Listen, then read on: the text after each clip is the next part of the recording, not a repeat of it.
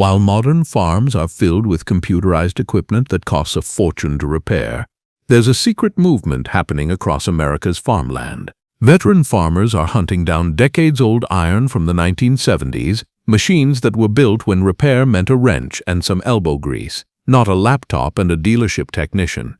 These aren't museum pieces, they're daily workhorses that are outperforming, outlasting, and out-earning their modern replacements. Today we're counting down 10 farming machines from the 1970s that are teaching the agricultural industry a hard lesson about what real durability means. Number 10. The International Harvester 1066 Tractor. Let's kick off this list with a tractor that's become legendary in farming communities.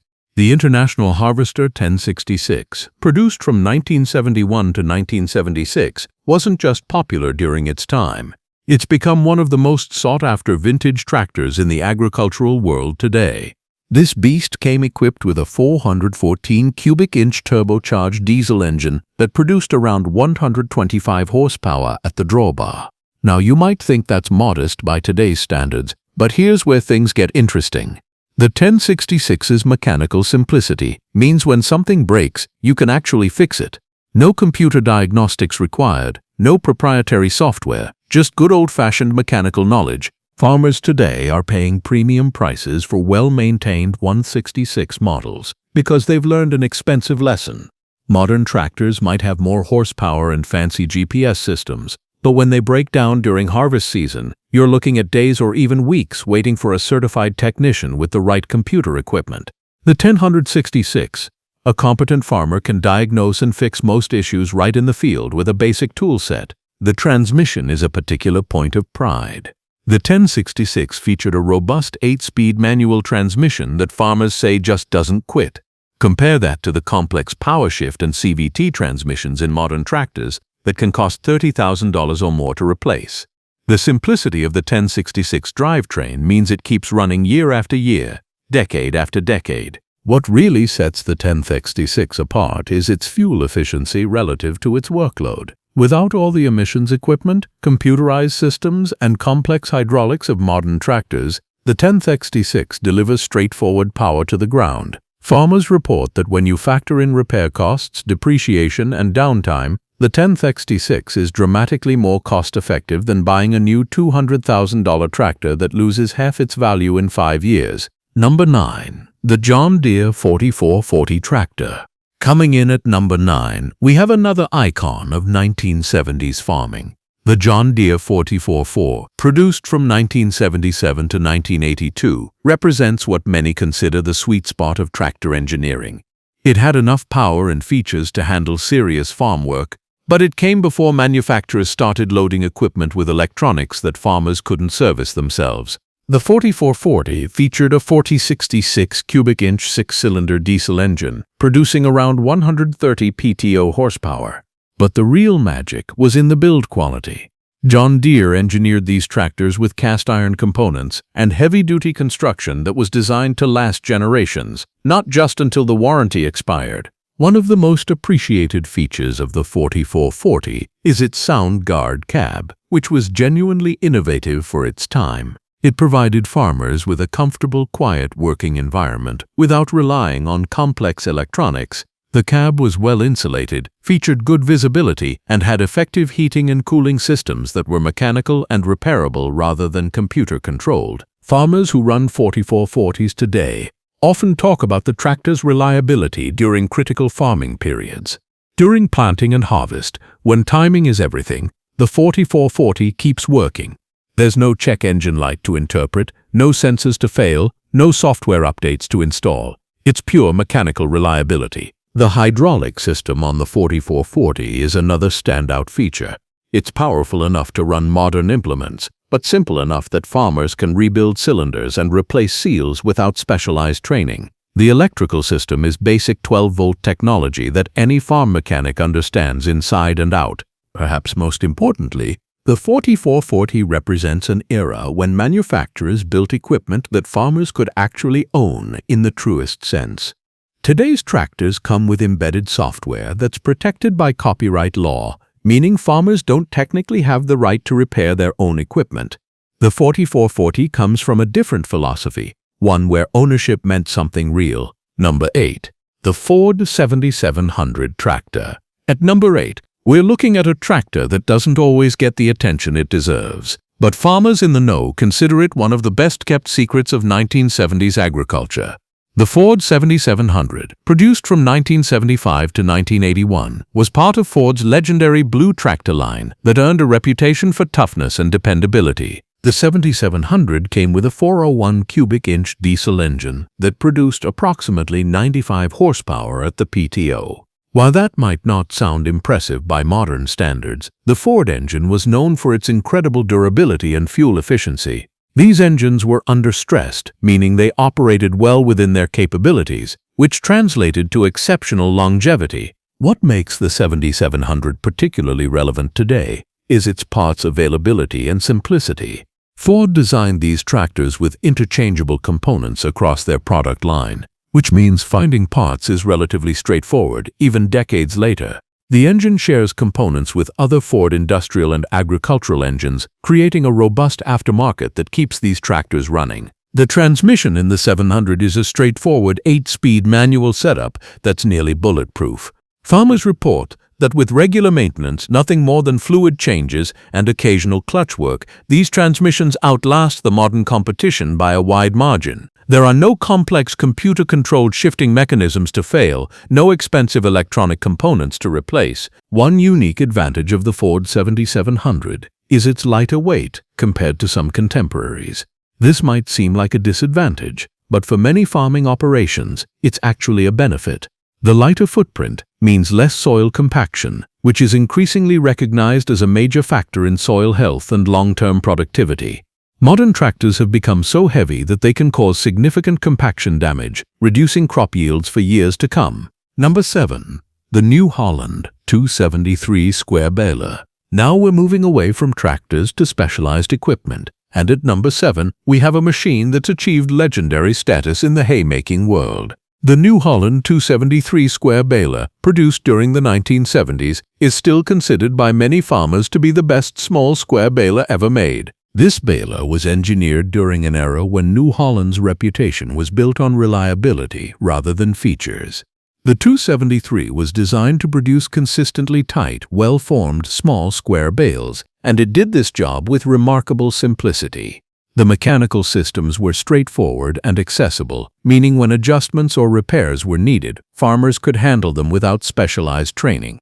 One of the key advantages of the 273 is its knotter system. Knotters are the heart of any square baler, responsible for tying the twine that holds bales together. Modern balers have complex knotter systems that can be finicky and require precise adjustment. The 273's knotters were robust, forgiving, and easy to service. Farmers report that a well-maintained 273 will tie more consistent knots than many modern balers, costing 10 times as much. The 273 also featured a simple but effective bale chamber and plunger system. The plunger density was easily adjustable through mechanical means, allowing farmers to adapt to different hay conditions without computer controls. This mechanical simplicity means the baler keeps working in dusty, dirty conditions that would challenge the sensors and electronics of modern equipment. What really sets the 273 apart is its longevity. There are countless examples of these balers with literally millions of bales produced, still working on farms today. The main wear components, like the plunger, knife, and pickups, are still available and relatively inexpensive to replace. Compare this to modern balers where a single electronic component failure can sideline the machine for days and cost thousands of dollars. For small to medium-sized livestock operations that need quality small square bales, the 273 represents an economic advantage that's hard to beat. The initial investment is minimal compared to new equipment, the operating costs are lower, and the reliability during critical haying season is exceptional. Number 6. The International Harvester 1460 Combine. At number 6, we're looking at a machine that revolutionized grain harvesting and, in many ways, has never been surpassed in terms of simplicity and serviceability. The International Harvester 1460 Axial Flow Combine, introduced in the mid-1970s, was one of the first successful rotary combines, and it established a design philosophy that's still relevant today. The 1460 featured IH's axial flow rotor system, which was genuinely innovative. Instead of the conventional cylinder and walker system, the 1460 used a large rotor that ran the length of the machine, threshing and separating grain in one continuous process. This design was more efficient, more gentle on grain, and significantly simpler than conventional combines. What makes the 1460 particularly attractive to farmers today is its mechanical straightforwardness. While it was advanced for its time, the 1460 predates the proliferation of electronic sensors and computer controls. The machine can be diagnosed and repaired by a knowledgeable farmer with good mechanical skills. There's no need for diagnostic software or electronic troubleshooting equipment. The engine in the 1460 was typically a turbocharged diesel that was reliable and powerful enough to handle the workload without being overstressed. These engines, like many from the era, were built for longevity rather than maximum power output. Farmers report that with proper maintenance, these engines can go through multiple rebuilds and continue delivering consistent performance. One significant advantage of the 1460 is its capacity relative to its complexity. This combine can handle significant acreage and isn't dramatically slower than modern machines when you factor in downtime and repairs.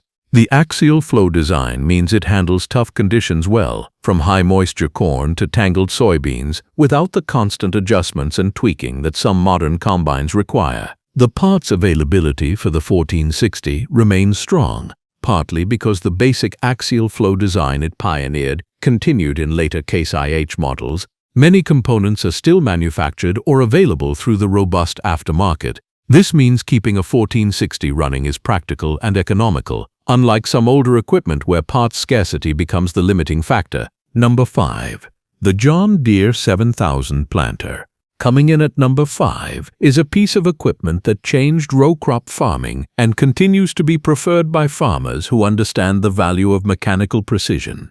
The John Deere 7000 planter, introduced in the early 1970s, set standards for seed placement and reliability that modern planters struggle to match when you factor in complexity and maintainability. The 7000 planter featured John Deere's revolutionary MaxEmerge seed metering system, which used a vacuum plate design to singulate seeds with remarkable precision. This was a significant advancement over previous technologies, and the brilliance of the design was its mechanical simplicity. The vacuum system was straightforward and reliable, with no complex electronics to fail. What makes the 7000 planter exceptional by today's standards is its combination of precision and serviceability. Modern planters are loaded with sensors, monitors, and computer controls that can detect planting issues, but they also add complexity and potential failure points. The 7000 achieved excellent planting accuracy through superior mechanical design rather than electronic monitoring. The row units on the 7000 planter are particularly noteworthy. They feature robust parallel linkages that maintain consistent seed depth even in variable field conditions. The closing wheels, gauge wheels, and seed firmers work together in a purely mechanical system that farmers can adjust, maintain, and repair with basic tools and knowledge. One of the most appreciated aspects of the 7000 planter is its versatility. These planters can be adapted to plant a wide variety of crops and seed sizes through mechanical adjustments and plate changes. There's no software to reprogram, no electronic calibrations to perform. A farmer can switch from corn to soybeans to sunflowers with simple mechanical changes that take minutes rather than hours. The durability of 7000 planters is legendary. The frame construction, bearing systems, and structural components were built to last generations. There are countless examples of 7000 planters with millions of acres planted still performing, as well as modern equipment. The primary wear components like seed discs and closing wheels are still readily available and affordable. Number 4. The Allis-Chalmers D-series tractors. At number 4, we're looking at a family of tractors rather than a single model, because the Allis-Chalmers D-series tractors of the 1970s collectively represent an approach to tractor design that's increasingly valued in modern agriculture. Models like the D17, D19, and D21 from this era have developed a devoted following among farmers who prioritize simplicity and reliability. Allis-Chalmers tractors from this period were known for their distinctive Persian orange color and their straightforward engineering philosophy. These tractors featured powerful engines, robust transmissions, and hydraulic systems that were designed for serviceability. The company had a reputation for building equipment that farmers could maintain and repair themselves, which was standard practice in the 1970s but seems almost radical today. One unique feature of Allis-Chalmers tractors was their fuel system flexibility. Many models could run on a variety of fuels with minimal modification, which gave farmers operational flexibility and potentially significant cost savings. This adaptability is even more relevant today as fuel prices fluctuate and alternative fuel sources become more practical. The hydraulic systems on Allis-Chalmers D-series tractors were particularly well designed. They provided sufficient power for implements of the era and, importantly, can still handle many modern attachments.